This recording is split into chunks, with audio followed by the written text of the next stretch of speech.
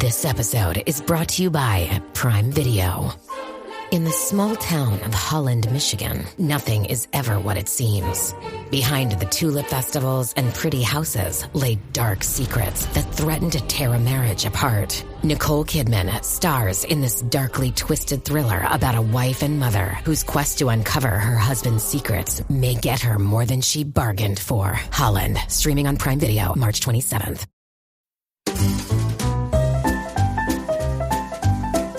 You're listening to the Animation Addicts podcast with the Rotoscopers, episode 161. Coco. Sweet homemade guitar.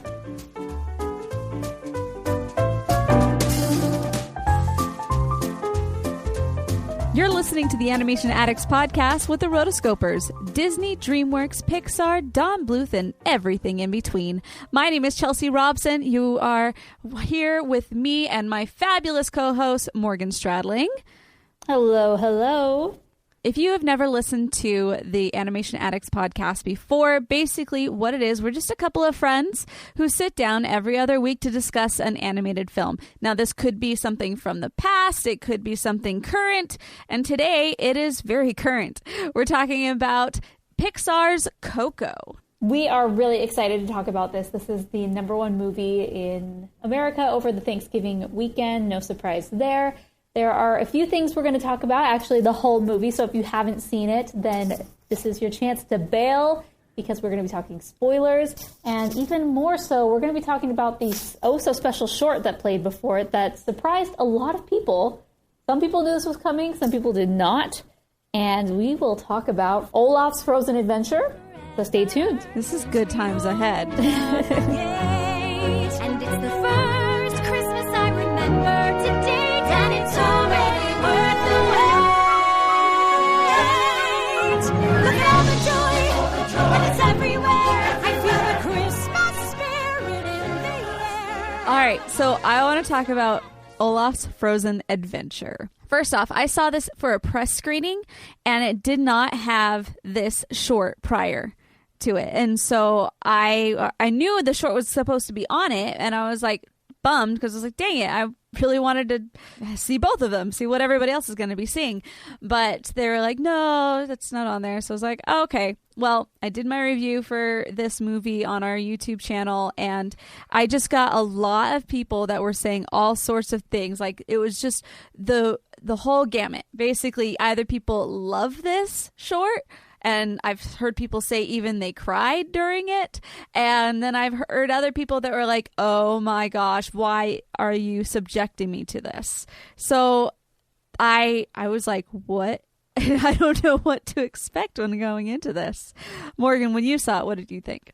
Well, let's talk about the history of this and how it came to be first. So initially, It was announced as a TV special. So back in February 2016, they announced that they were going to make this short film that was going to be a TV special. It's going to air on ABC, and this is something that they have done before with, different Toy Story specials. There have been Prep and Landing, which is a Christmas short that came out around 2010, 2011. So this is something that wasn't unheard of, and we were somewhat familiar with, and we got excited for those Christmas specials. And, this was 2015 was when they released Frozen Fever, the short, and so this was a year later. Hey, we're going to do a TV special.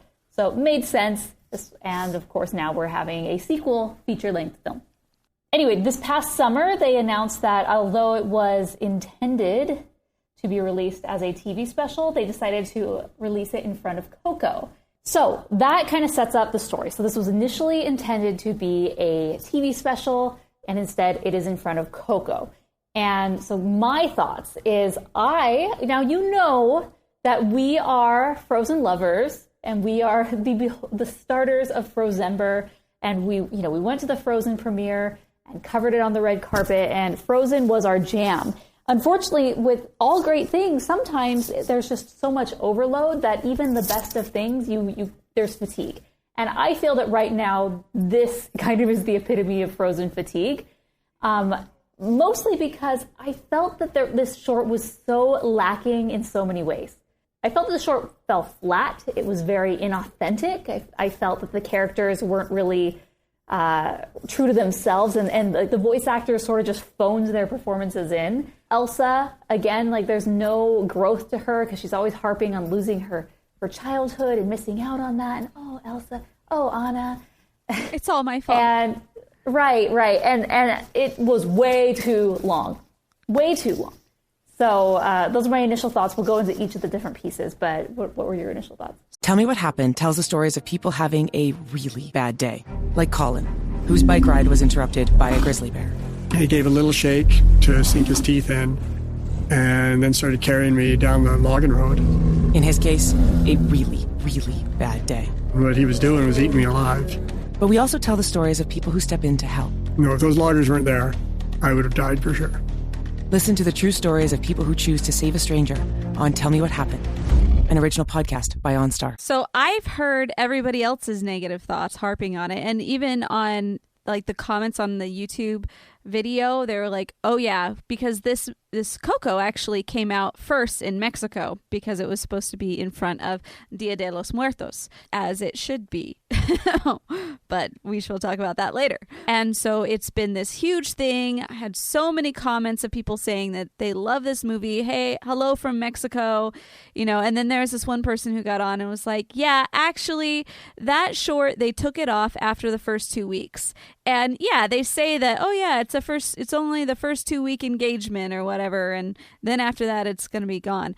But they're like, no, I believe that people just hated it so much that they're like, this is better off just to take it off. I was like, oh geez. Right. Like when you go see a movie at the Dollar Theater that had a short in front of it, the short stays. Like it's a package deal. Yeah. So for them to remove a short is pretty bad. Yeah. Yeah, you're right. It has been released in Mexico since the 27th of October, which makes sense and is smart, unlike everyone else who got it way later, but we'll talk about that. Talking about the short. Yeah, the short. We have an article on rotoscopers.com, which we'll link. It's called Olaf's Frozen Adventure is the meme Disney didn't intend. And it really did backfire, at least from my perspective. And I'm sure there's people that are listening to this right now that are screaming into their headphones, and headphones are just speakers. They're not a microphone, so I can't hear you. But that are saying, oh my gosh, it was amazing. And we have our Rotoscopers group where the writers, we talk and we're collaborating and whatnot. And there are people in the group who absolutely love it and others who absolutely don't. There doesn't really seem to be too many people who are just kind of straddling both sides of the fence saying, yeah, it was okay. It seems to be one way or the other. Yeah, I really believed that. And for me going into it, I came in really expecting the worst. And honestly, I'm going to say that it wasn't the worst. It definitely wasn't great, but it wasn't the worst. I felt like some of the songs, like quality-wise, I believe that they sang the songs really well. I enjoyed listening to them. But at the same time, I felt like the story was like non-existent. I mean, it had a story, but like, for example, the thing that bothered me is that there was one moment where Olaf he's like, maybe I should just stay lost. And I'm thinking, what?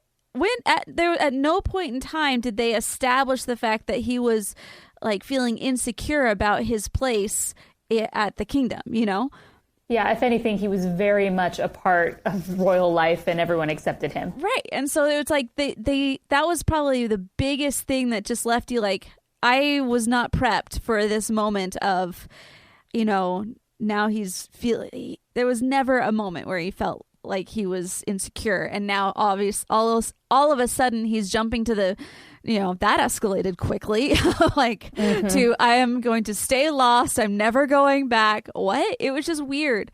And I felt like if there are, like you said, it was just flat storyline, no character development at all. Like I would like there to be some type of development. If they're going to be putting you through 20 minutes of something, like there's more than enough time to have some type of character development. TV shows do it all the time.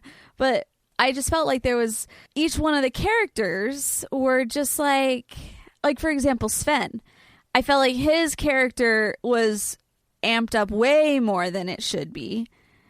Like when he was trying to say, hey, go get Olaf, whatever. Like that whole thing. I get the gag, but like Frozen wasn't a gag type movie. And so they laid the ground rules as far as the rules of the universe in the first movie, and they're just like disregarding them.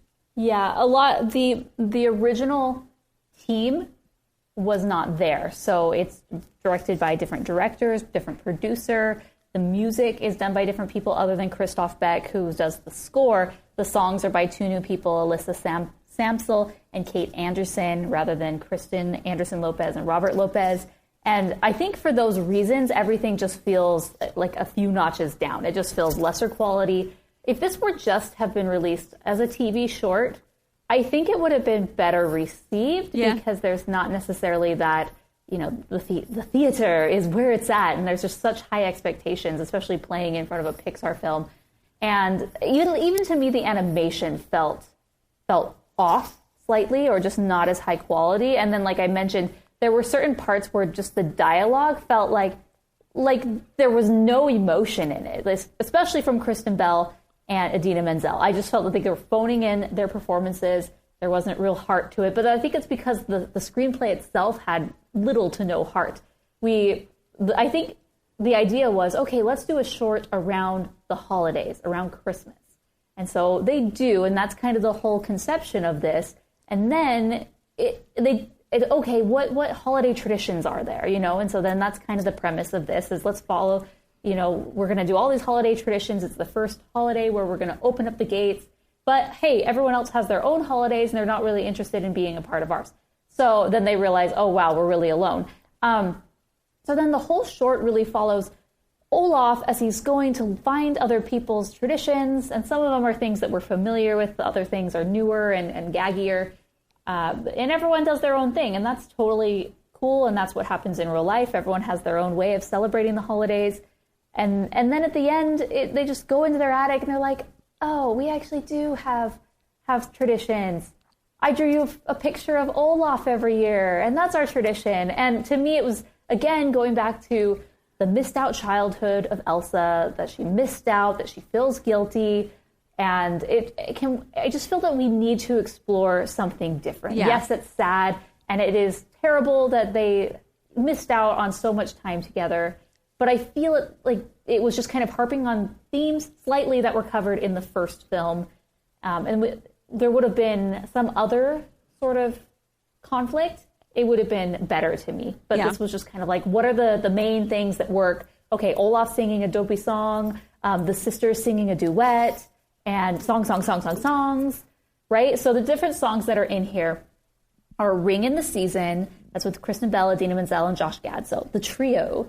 The Ballad of Flemingrad, like we got to have Jonathan Groff sing like a song as Sven, or a song as Kristoff. Ring in the Season again, that time of year, and that has all of them. That Time of Year with Josh Gad, When We're Together, Olaf's Frozen Adventure. That's the score. So there are 6 songs, 2 of them reprise. Whatever. Okay. 2 of them are reprises, and like they kind of all just blend together because it's like, oh, Frozen people love songs, so we got to get as many songs as possible. And they kind of did what they did at the beginning of Frozen, where the first 30 minutes of Frozen is just all songs. Right. But the difference is that Frozen balances out toward the end by actually having dialogue and kind of exploring those concepts that were established through those songs at the beginning, and then having them form into this plot. Now, the majority of it seemed like songs to me. And it just felt like, okay, we go into another song again. And I'm really not trying to be like super critical of this, but this is just my opinion, that I did not enjoy myself in the theater. To be honest, I was almost embarrassed, and I've heard other people say this as well, to be sitting there with this short that just didn't, like, Frozen is so special to me, and I feel that it should be on like this really high plane. Mm-hmm. And this just did not feel real. It did not feel authentic. It felt super cheesy. And I was just kind of embarrassed to be here with my family. Like, okay, if it would have been a normal short, like, 5 to 7 minutes, 5 to 10 minutes even, I would have been fine. For 1 or 2 songs, cute little short, great. But the fact that it was this short that never ended, like there were multiple times people next to me were like, is this a short? Is this still going? Wow, this is a really long short. Wow, this is a really long short. People kept saying that. And which I feel if you were truly invested into it, you wouldn't say that. You would just be so into the story, right? And the fact that this just wasn't good and it never ended was embarrassing to me. Like I was really kind of embarrassed to be there with my family for that. But then thankfully we have Coco that really redeemed it. And I never looked at my watch once because it was just so good and felt so authentic and real. Mm-hmm. It was just night and day difference. The PC gave us computing power at home, the internet connected us, and mobile let us do it pretty much anywhere. Now generative AI lets us communicate with technology in our own language using our own senses. But figuring it all out when you're living through it is a totally different story. Welcome to Leading the Shift, a new podcast from Microsoft Azure. I'm your host, Susan Ettlinger. In each episode, leaders will share what they're learning to help you navigate all this change with confidence. Please join us. Listen and subscribe wherever you get your podcasts. Yeah, it's a real bummer. And I think that it definitely had a negative toll on the franchise itself, speaking into Frozen 2. Mm-hmm. It might not have hurt it that much, but it definitely didn't help it. Right. Going forward, Disney has to be really careful with what they do with this franchise because it is so special that when they just kind of throw things that are not up to snuff, it give really, them more pigs. Right. It really dampens like my perception of it and makes me less excited for more. Mm-hmm. Like this really did not make me excited to see Frozen 2 at all, even though I know it's a completely different creative team. And I expect great things out of Frozen 2. And I really hope they don't harp on the same concepts that, we already established and discovered and explored in the first movie. This didn't bring anything new to the table other than it was holiday themed. Yeah. I mean, there's the one quote that I thought was really funny was right after the Ballad of Flemingrad. Right after that is when Olaf is like, you're a princess. You don't have to settle. Right. I'm like, yeah. There were some funny moments. And I felt that if they could have consolidated this, like this really could have been done as a 7-minute short. Yeah. Right? I mean, bring in the season. We have traditions. Oh, wait, you guys already have your traditions. We need to find our own traditions. Oh, okay, boom, we're done, right? So I think everything could have been consolidated, but obviously a lot of work went into this. And I'm just really interested in the reason why this was pulled. They haven't really gone into that. But again, if this were just released as a TV short, I feel that it would have done so much better. Because in the article by our writer, Blake Taylor, he mentions lots of things about this and that it was kind of the wrong audience, and a different demographic, which I think Disney is kind of just assuming that the Coco audience is the same as the Frozen audience, which, again, I think surface level, even most of us know that's not necessarily true. Yes, it's the animated family fare audience, but Frozen is totally different than Coco, especially even like your classic Pixar type of audience, especially just like the princess aspect alone is kind of isolating and typically would draw a different audience. And he mentions in there how before Cinderella, they played Frozen Fever, and Frozen Fever was very well received for the most part. And that's because the audiences, even though one was live action and one was animated, were more or less similar and looking for the same thing. So people who are going to Cinderella really do enjoy a princess story altogether. And so Frozen kind of fit with that. Yeah. Well, the people going to see Coco, this isn't just me talking about my opinion. This is just, I have talked to a lot of people about how they feel about this. And I'd say it's about 75% didn't like it and 25% liked it. And they just loved Coco, but were really confused with Frozen and didn't really, they weren't going in for that. Like, I think because this wasn't very well advertised outside of the Disney Channel, if you weren't one who was really watching a lot of the stations where they were advertising, you had absolutely no idea this was coming. Yeah. And it kind of took people by surprise, which we expect shorts, but we don't expect 21-minute shorts. which kind of never seemed to end. And so I think that was kind of the trouble, is that it was just a different audience who I've heard people saying once they found out there was a Frozen short, they opted not to go. Very rare. That's only like 1 or 2 accounts, but it's just interesting that it's like, okay. And, you know, they should, and they're on this article, there are posters that have been posted at different theaters that, like, before you go into the doors, there's a big sign taped on. It says, there is a 20-minute short for Frozen's Olaf adventure at the start of Coco. And another one says, this one, there's some inaccuracies here, but it says, there is a 20-minute Pixar clip in the beginning of the film, which it's not a Pixar clip, and it's definitely not, it's not Pixar, and it's not a clip. It's a Disney short. Oh, it's also Frozen, so, but yeah. That's funny.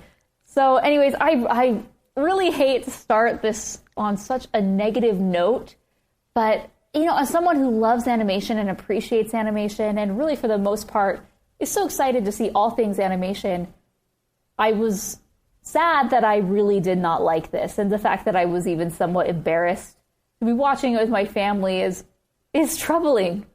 And so I just hope that Disney learns from this and kind of rethinks what they're doing with this franchise. Mm-hmm. Because we have hit Frozen fatigue. A lot of people hit it a long time ago. We have 2 more years until Frozen 2 comes out. And I think from here on out, Disney's going to be a little bit more conscious in what they're doing. Like, I'm pretty sure we're not going to see any shorts between now and then, based on the reception of this. Yeah, that would definitely fatigue out there. Mm-hmm. And I can understand why they're wanting to get it out to more people, because they're thinking, okay, we need to really pump up for Frozen 2, because, you know, the first one was such a landslide, out of this world tsunami. They're just wanting it to be at least comparable. And so they're like, okay, let's keep reminding them that Frozen is a thing. I'm like, really? You didn't have to remind us. Frozen is a thing. Once again, my takeaway is that it wasn't bad. It didn't help the franchise, but I did enjoy moments. And I was kind of like on a neutral level to, as unlike me. Well, right. Unlike you were very very polarizing, but I kind of was more on the neutral side. But at the same time, I recognize that this is not my Frozen. This is not my team. I could tell that it's different. But a majority of the people who probably went in there were just like, whatever. All right. Right. So, I mean, definitely you don't want a whatever. Like, because most people out of a Pixar short come out being like, oh, did you see the short? That short was awesome, you know? So, you know, those are my thoughts over Olaf's. What would you rate it? Over Olaf's Frozen Adventure? Oh, I'd get a bit of 2. I mean, 2.5 probably, just because I did enjoy the music for it. Not necessarily the music itself. I'm not saying like I'm gonna go start singing the songs, but I liked listening to it. I felt like the performances on the songs were well done, and I love hearing Idina Menzel's voice just in general. I think she's amazing. So just on that side, I'm like, I give it a 2. They had a couple funny things, and 2.5. Yeah, that's what I would give it. Yeah, I'll probably give it a 2 as well, or 1.5 to 2, just maybe a 2. It just was pretty painful to sit through. It just felt subpar on so many levels and lackluster. It felt very inauthentic to the characters and to the franchise. And that's what I think really hurt it. I feel the songs, which are so important to Frozen because they are so good, tried to capture elements of what made, Kristen Anderson Lopez and Robert Lopez and their songs so great, but just wasn't quite there. And they weren't bad songs, but they really weren't the greatest songs or Frozen level songs where I'm going to have the Frozen CD in my car for 6 months straight sort of thing. Right. And yeah, just inauthentic really kind of was the word that when I left the theater, I felt, especially just regarding all aspects, dialogue, acting, songs, just characters, whatnot. So, all right. Well, those are our thoughts on this. if you want to give us your thoughts, make sure to go to rotoscopers.com/161. And that is where we have this episode posted. And you can just tell us exactly what you think. We'd like to hear what you guys have to say. All right. Are we ready for Coco? This episode is brought to you by Progressive Insurance. Do you ever find yourself playing the budgeting game? Well, with the Name Your Price tool from Progressive, you can find options that fit your budget and potentially lower your bills. Try it at Progressive.com. Progressive Casualty Insurance Company and Affiliates. Price and coverage match limited by state law. Not available in all states. Let's do it. Señoras y señores, buenas tardes, buenas noches, buenas tardes, buenas noches, señoritas y señores. To be here with you tonight brings me joy, que alegría. For this music is my language and the world is mi familia. So Coco is interesting because it has a very interesting history. And it's been a bumpy road to get to the theaters here. It has had lots of ups and downs. First off, it was supposed to come out back in 2015, but because of the other Dia de los Muertos film, Book of Life, it felt like it was very close, especially on animation style wise, just colors and themes and everything. They're like, let's push this off. So they pushed it out. And then they also had like that whole fiasco of them trying to copyright the name Dia de los Muertos. Right. Which was just like, oh my gosh. It really was like, yeah, I'm going to go copyright Christmas. Pay me every time you say Christmas. Like, what? So Pixar had not good things going on around that time. It was very bad for this film. It was very bad for the cultural intent that they were trying to make. It just came out really bad. And so it was going into this film, honestly, I was not super excited about it. I knew what I was kind of getting myself into, but I didn't know the storyline. So I was kind of expecting, just something about Dia de los Muertos and kind of like Book of Life a little bit. Right. With Book of Life coming out a few years prior, it kind of made me wondering, like, well, obviously, there's so many different stories that you can do with that holiday. But because it was kind of going into the world of the dead, both of them, like, okay, well, how are we going to make these different? And they are so far different. Oh, yeah. In a ways. I mean, there's the guy playing the guitar and whatnot, but I mean, totally different. That's a cultural thing, though. You can't. I mean, it's right. It's like being mad that there are, 2 Christmas films. Like, no, Christmas is something that's very known more so than Day of the Dead. So from the outsider perspective, looking in, the only thing that I knew about Day of the Dead was that it was, remembering ancestors. Okay. But it mostly has like a Halloween vibe because of all the skeletons and everything. Right. Like it just, from the outside looking in. From an American point of view. You just don't get it. And we just don't. We just don't get it. And so I was really glad to see this film because it really added a bit of like reverence to the holiday for me. Of like, this is something that we all have in common and we all can have. It's very accessible. That was the word that I liked. Right. It was really cool and how family was really the key element of this film. And yes, when they die and they're in the world of the dead, they're skeletons, which, in Halloween time we associate with like spooky, but it didn't come off spooky at all. This wasn't a scary film. No. And that's not what this holiday is about. And so I'm really glad that they made this very positive and very reflective of what it truly is. They did a great, great job in helping to tell that story. Yeah. So we do have opening weekend numbers. Domestic total in the United States was 72 million, so 72.9 million. So very good numbers coming in, and foreign they made about equal that, about 82 million. So really well received. And yeah, $159.2 million in its opening weekend.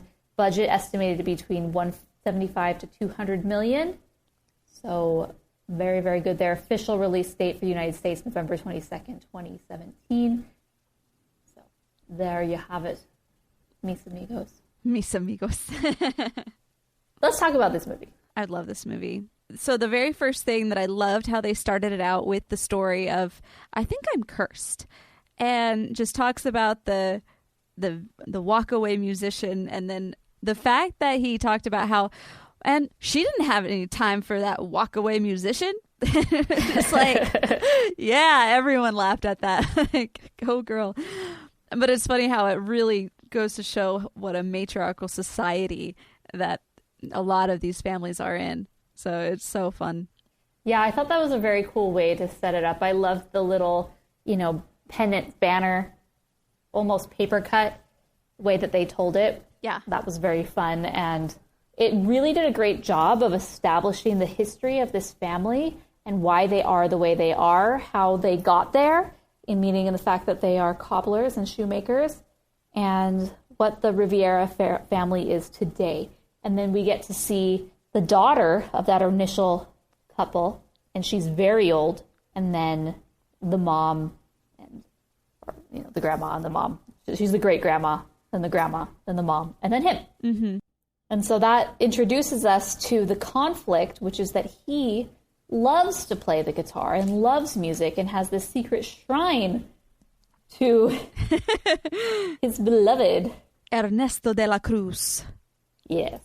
So we have Miguel. He's a 12-year-old aspiring musician, and we see the conflict with the family. He goes and he shines shoes in the pub in the town square, and there's this big music festival that's going to be happening, and he really wants to participate and needs a guitar because his gets unfortunately smashed by the grandma when she finds out. Oh, can we go talk about that guitar for a second? The homemade guitar? The homemade guitar. I was like, dang, boy. Like, your shoe skills have, even though you're officially not an official member, dang, you could put some handiwork together, with the old nails as the riffs. Right. I was very impressed with that. But then also, I was so impressed with just watching just how the animation was so real was so true to form. And you watch the hands as he's playing the guitar, and he's actually playing the guitar. Like, he's actually playing all the right notes. So it's like, wow, that type of realism I loved. I felt like that whole thing, the whole bringing in Ernesto de la Cruz in and making him just like the guy was so well put together. Just like, yeah, because it makes it seem like the whole thing is about him, getting your dream and seizing your chance and see like that type of a story. And so they really do play a switcheroo through the whole thing. And I appreciated that. Yeah, his obsession and just how much he loves Ernesto de la Cruz definitely reminded me of Ratatouille, of Chef Gusteau. Yeah. In a way where we see his history and we get to see it through the TV screen and his old clips and whatnot, and how he was just kind of this idol to this one guy, and he wanted to be like him. So very much got Ratatouille vibes in that. And anyway, so he goes and he needs this guitar, and so he decides, and this is on the eve of Dia de los Muertos, and so everyone is, and I just love the artistry and everything about it because it's really sunset, it's getting dark. Everyone is out in the cemetery and they're putting the candles and lighting everything. And, he's sneaking, and with the flower petals, everything was just always had a purpose, which I thought was really cool. Mm-hmm. It was very mindful in what they did. And so he goes, and Ernesto de la Cruz is this huge superstar. He's basically like the Mexican equivalent of Elvis. Yeah.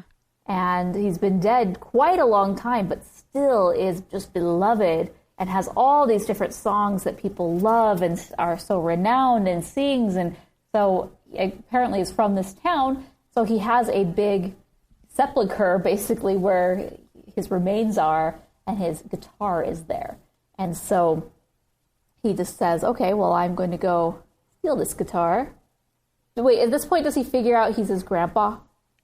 Yes, he does, because the whole thing falls. The picture falls off the ofrenda. Oh, right. Okay, breaks, and he realizes, oh my gosh, my grandpa had his guitar. That's my guitar now. So he's like, yeah, so that gives right him the right. But in his mind, he's able to go and steal the guitar, knowing that wow, this is my grandpa. This was me. Like, I am this. It gives him even more gusto to go and pursue this dream. And so no one's going to notice that it's his guitar. I mean, to be honest, with a guitar as famous as that, I wouldn't be surprised if there were knockoffs being sold on, the street in the mercado all over the place. But so who's to say, like, wow, he has his exact guitar? Right. Probably just assume, like, oh, it's just some cheap knockoff he bought for $5 or 5 pesos or whatever. But no, he steals it and it's very quickly realized. But he has this kind of out-of-body experience where then he's able to go into the world of the dead. Kind of. He's still alive.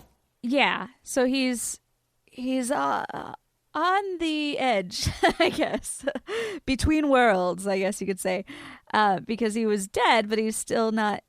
Hasn't solidified yet. Is that the interpretation you got? That's what I got. Not that he was dead, but yeah, out of body experience is probably a good thing, but that it would solidify as being, hey, you're not back with your body until sunrise, I guess. That was my interpretation. Yeah. I didn't see him as being dead, but just having this sort of out of body experience, which allowed him to go. But yeah, and so there's one thing that we did not talk about, which is Dante, the street dog that he's befriended, and the grandma says, "Oh, don't ever feed him, then they'll never leave you alone."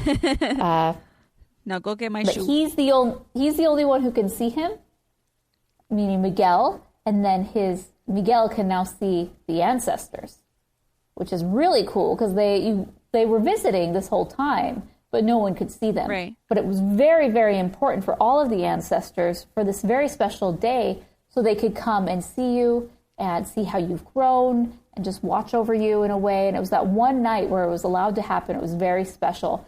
So, and how much faith for each of the members of the families to do this. I'm going to do this every Dia de los Muertos, but I can't see you, but I know you're there. Mm-hmm. Well, I mean, I look at this. One thing that made it so accessible to me is that I have a lot of family that live around me, and every year we get together and we have some type of family reunion. And this has been happening for years. And as we've gone on, people have died. And at those family reunions, it's like the job of the head of the family to bring a picture of the person who had died and put it on this table in front of everybody. And so it was just, for me, I was like, oh my gosh, this is like my life. It was very accessible to me because I could, that's definitely something that happens in my family too, of this, everybody get together and we are family and the family is with us still and we look to them, they look to us type feeling.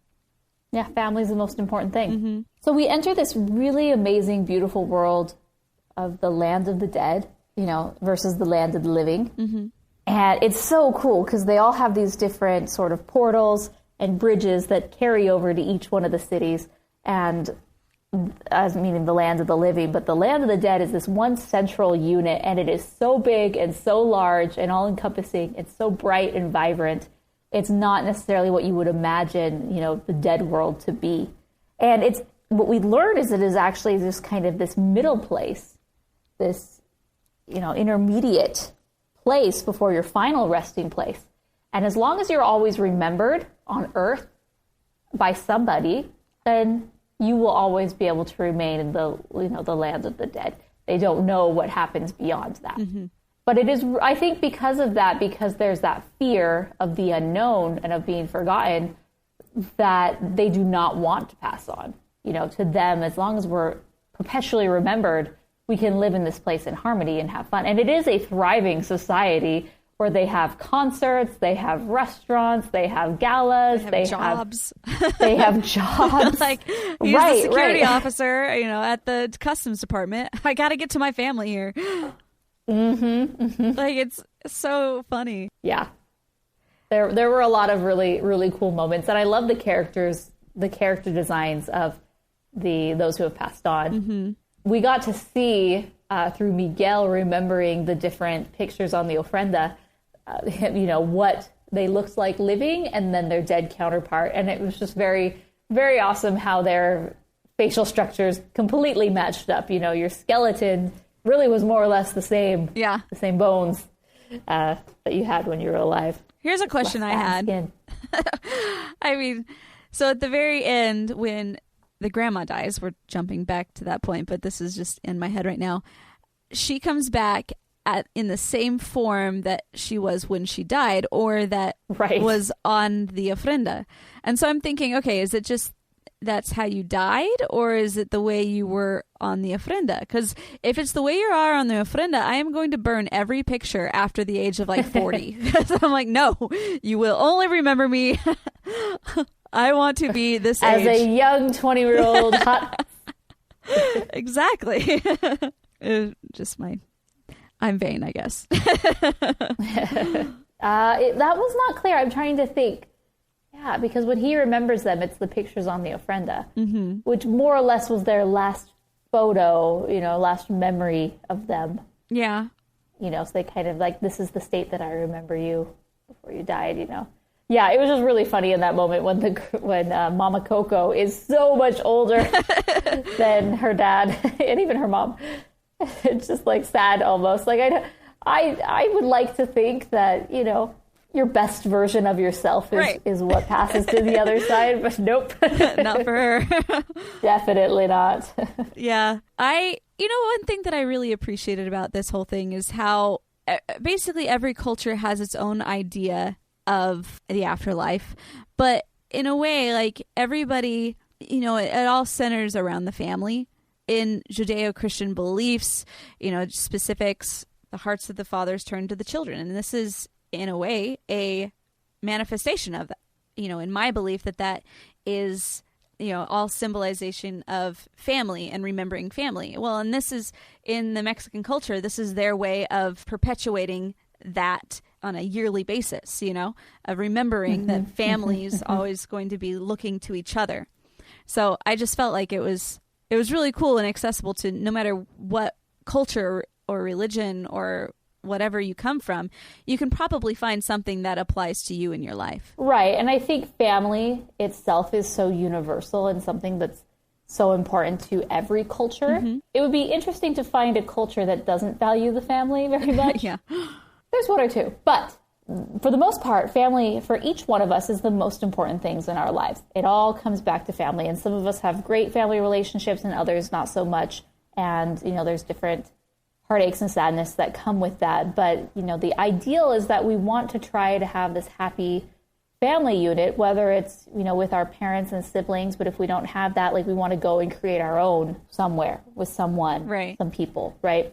And I just loved how this was always going back to it. Once they found out he was family, everything changed. Even with Ernesto, who thought that for a period of time he was his, great-great-great-grandson, and how he was just so proud of him and sharing with everybody what he had done and how cool he is. And it's just really cool to me how just those bonds are really so strong. And we really should do everything that we can to build them, to grow them, to repair them if they're broken, because at the end, it's family what holds us together. So that's just me, reminiscing about family. But it's really hard with this subject matter to not, though, because it touched everyone. I know that anybody who went to this, I haven't met a single person that thought, meh. Everyone was like, wow, I really got something out of that. Oh, wow, that, is very tender, very touching. And most people say, I've another friend on Facebook is like, no, you cried in Coco. I'm like, okay. And, that those father-daughter moments at the end, there was one quote that I found just so great was There was one point where Mama Imelda was like, I will not forgive him. So about Hector. And Miguel was like, you don't have to forgive him, but we shouldn't forget him. And I felt like, whoa, that is super deep. Because there's so many, I mean, in my own family, I have relatives who made a lot of bad decisions. And because of that, his kids kind of saw anything related to his name as a negative thing. And so I don't really know any of his kids because all of his kids just grew up thinking that, you know, everybody on that side of the family was just bad. And now years later, things have changed a bit and, you know, come around. So we've developed more of a relationship with that side of the family. And his son was saying, you know, yeah, I had this whole feeling of like anything that's connected to my dad is negative. But now being able to move past that, I'm able to look and see all of the greatness that comes around that. And yeah, you know, generally people are people and parents make mistakes too. And just don't leave anybody out is a thing just because you might have had a bad relationship or, you know, a negative encounter doesn't mean that everything about them is negative and should be completely forgotten. I guess that's what I got out of it. But I thought just that moment was just super deep for me. Mm-hmm. Yeah. There's so many things we could talk about the middle of the film. I really liked the discovery. So we're going down this path that Ernesto is his grandpa, Ernesto, and what do I say grandpa? Like great-great-great-grandpa, you know, and everything that leads to that. But then we're slowly peeling back the layers that he's not so good and he's a little selfish. And then there's this and that. And then it really just comes tumbling down that he murdered his friend, Hector. Mm-hmm. And it just for the fame and really has no remorse for it because like at the very beginning when they're telling the story, and this whole time we're led to believe that it is Ernesto. Right. Just because even the way he's built in that initial paper cut makes him look like a different guy. And so like, we've all been tricked into thinking that this is that. And then when that big reveal comes, it's like, wow, how are they going to handle this? Because he's really not that great of a guy anymore. And so I'm like, wow, are they going to, you know, like, because it was weird because at first I thought they were like going down the path of like still celebrating him for his actions or like, you got to do what you love no matter what, even if it means breaking ties with the family. Like for a period of time, that's what I thought where they were going. Right. And I'm like, but that goes against everything. It goes against everything. That's not the way. Family is everything. How could... very quickly it resolves. Yeah, but no, you know. They worked for that. Every emotion that they led you down, you're like, what the? Like, okay, what? But you know, then it's discovered that Hector is the true grandpa, and he's actually a super cool guy. And there was the revelation that he was coming back. Right. Yes, he left.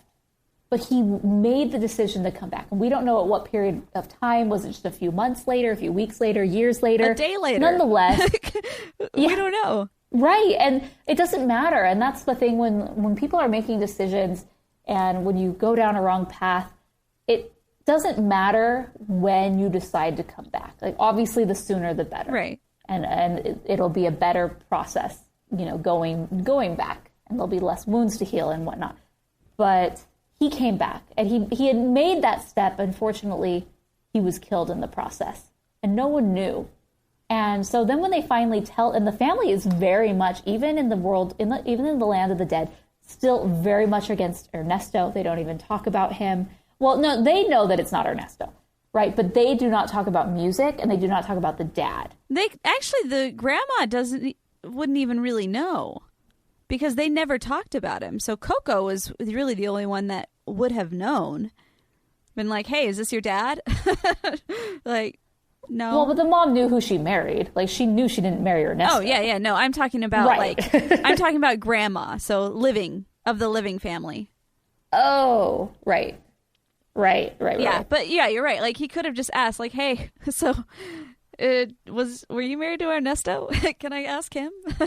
Right, totally. Yeah, but when he comes back and they realize that, it's just interesting that because it had been so long, and I think even like the idea that when you're dead, sometimes your emotions and your state of mind, you're almost locked in, right? Like it's really hard to change. But she does come around. It takes a long time, but she wants nothing to do with the idea of music. She wants the idea of nothing to do with him, even though she knows who he is. She knows he's around. But when it finally comes, that he was coming back and he loves his family and he wanted to make it right, eventually they do come around. He also helps them save the day. Doesn't hurt. So when they get knocked down into that pit, wow, the animation on that was gorgeous. There are like 3 moments in the film 3 or 4 that I was like, wow, that looks just amazing. And that was one of them.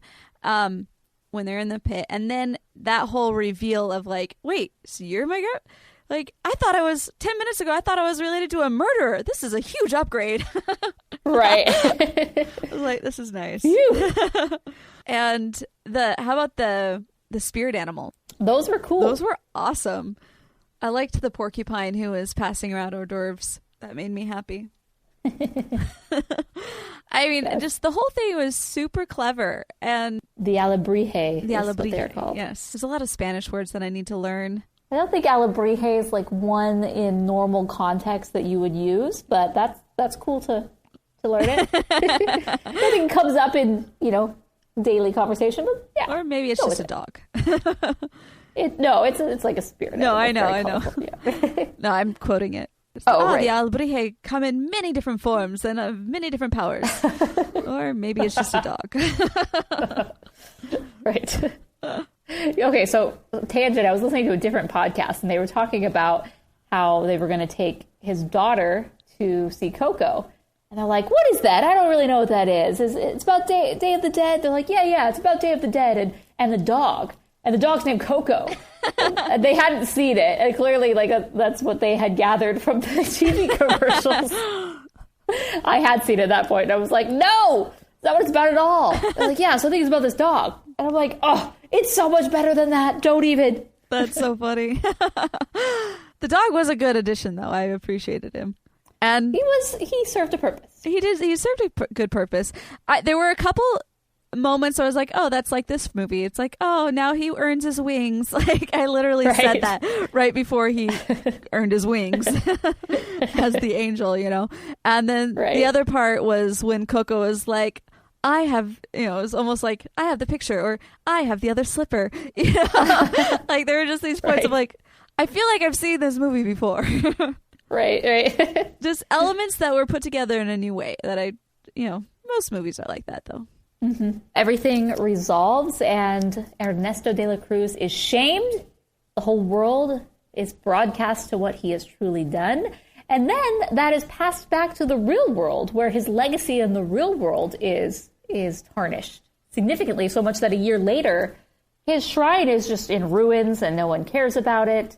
And instead, they are going to visit the cobbler's house. The home of the songwriter. And I'm just sitting here thinking, I don't know, would that really happen? Like, yes, they were able to disgrace him by saying that he murdered his friend, and the friend was the true hero. But I feel like a lot of society would just try to look past that, and they're like, but he had good movies, sort of thing.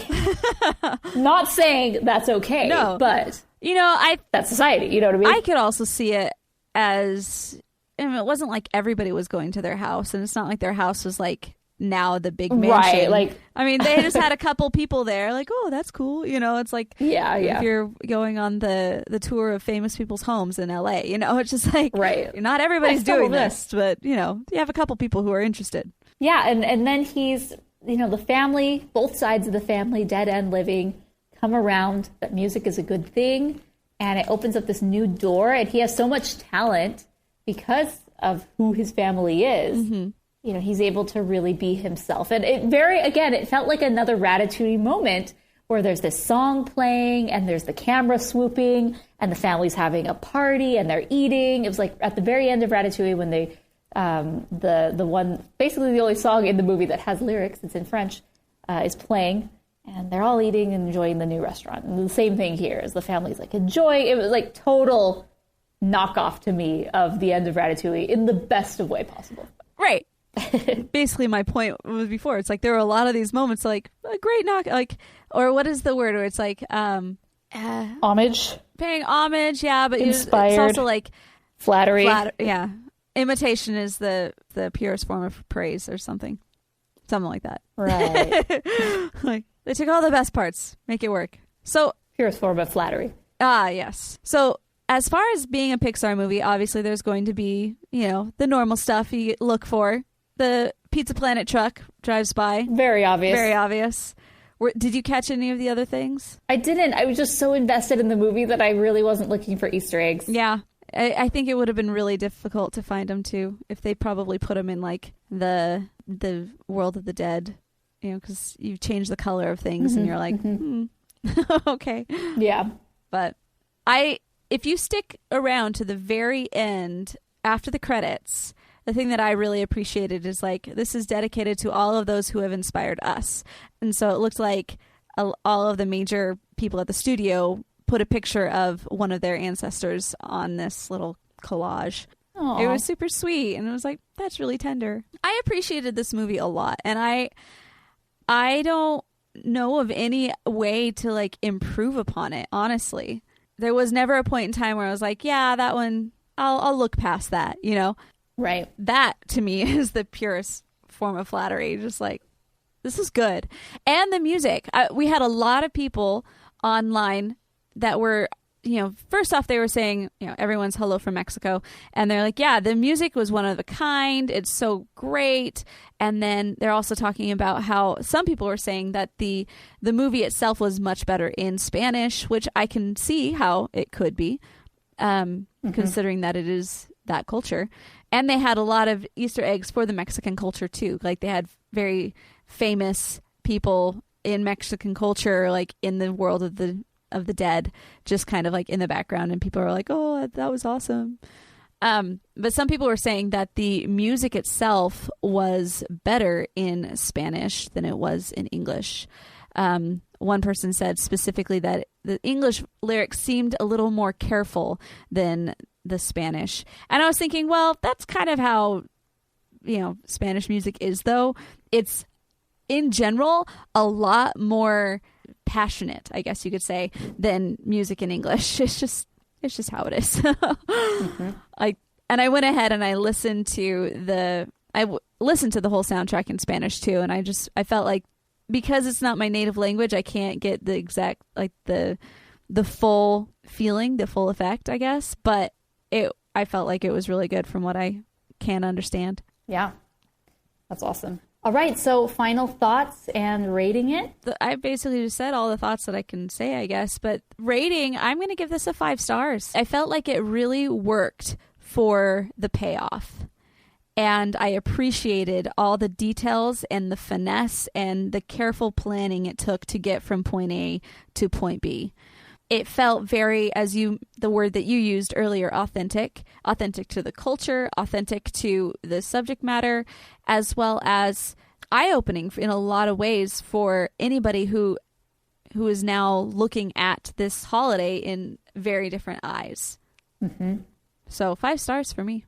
This film was such a delight and surprise. I really hadn't gone in watching very many trailers. Like, I feel like there was a point a few years ago where I absorbed every single trailer, every single piece of bonus feature that was put out ahead of time, every interview, and kind of oversaturated myself before various releases. And recently I've kind of gone on the other side of it, where I don't watch too much. Like, I'll maybe only watch one trailer, and I'll just stay out of it.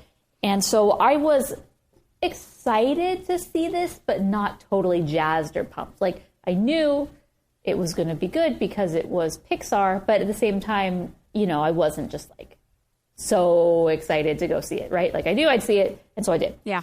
Olaf's Frozen Adventure really kind of put me in a sour mood at the beginning of this, but very quickly was turned that frown upside down with this movie and everything it encompassed and it stood for and the various themes.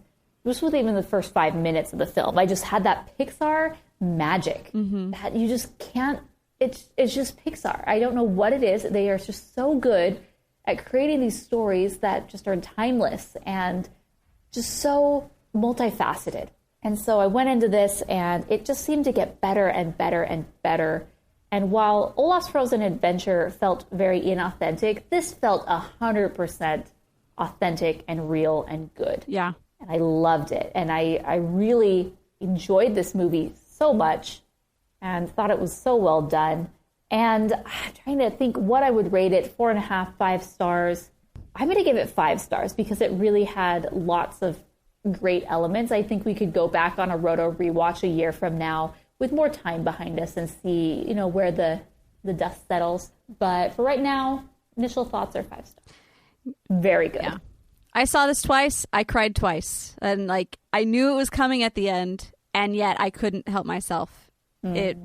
That's for me how I know this is a quality production. You really tear me apart. So that's awesome. All right, so let's listen to some voicemail reviews. Yay! Hey guys, this is Pablo Ruiz, a longtime listener, first-time caller. I wanted to give my review of Coco. I absolutely loved the movie. It was gorgeous to look at. It was beautiful. The characters were amazing. I loved all of them. It's also super emotional. I cried so much at the end, which is not difficult, but this one made me cry a lot, more than usual. And yeah, I just loved all the characters. I'm amazed that even funny sidekicks like Dante had their little character arcs. It was just a very well-made movie, and Pixar's best in a while. The soundtrack was amazing. The songs were really good, and a worthy addition to the Pixar pantheon, if you ask me. Thanks. Recuérdame, hoy me tengo que ir, mi amor, recuérdame.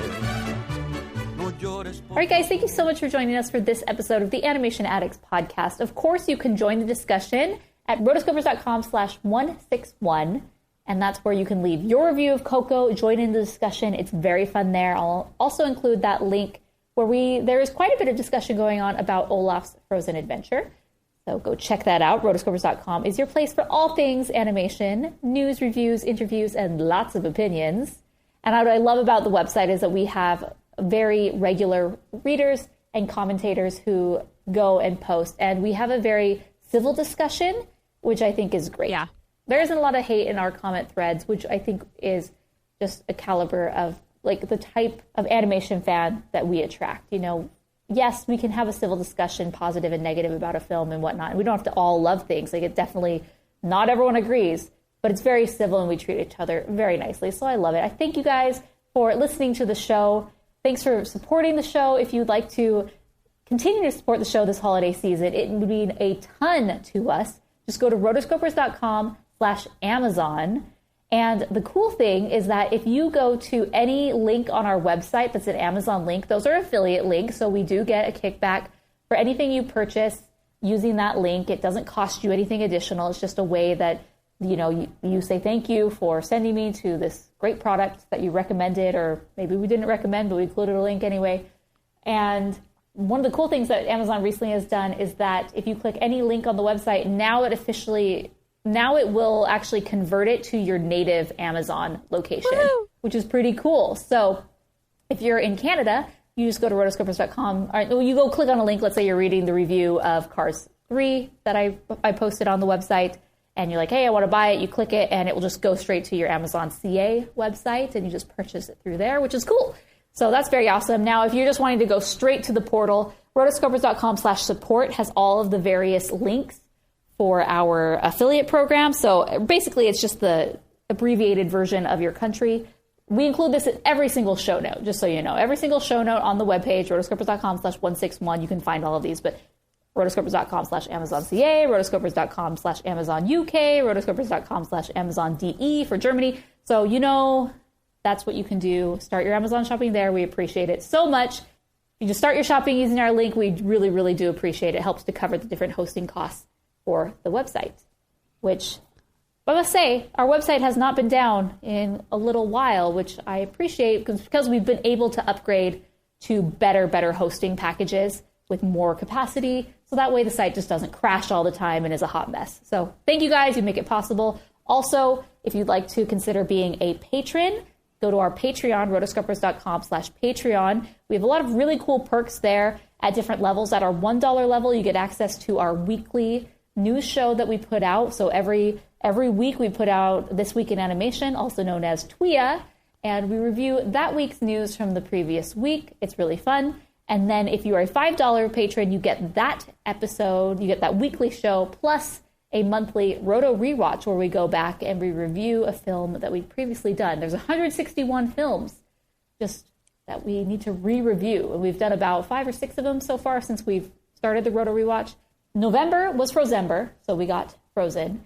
And then this upcoming month is December. We're doing a Goofy movie. So very, very fun films. And if you do join, you do get access to the previous episodes as part of that RSS feed. So that's pretty cool as well. Also, the last way to support the show and the easiest is go to rotoscopers.com/iTunes and just leave us a review saying how much you love the show on iTunes. Give us a rating and a little, just type a little review. And it really, really goes a long way to help other people find the show. I know a few weeks ago I mentioned, oh yeah, when you type in animation, we're the #2 podcast that comes up for animation. You know what? I did that recently.